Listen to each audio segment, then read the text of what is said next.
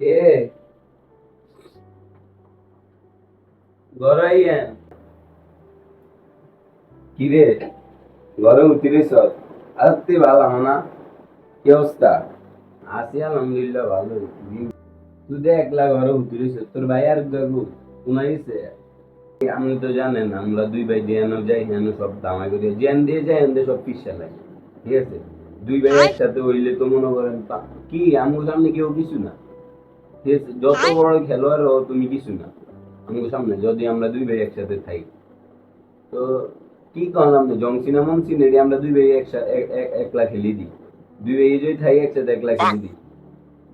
তো হয়েছে কি কালকে আমরা গেছিলাম ভাব শিকার করতে দুই ভাই মিললে বনে শিকারে যেমন গেলাম কিন শিকারে তারপর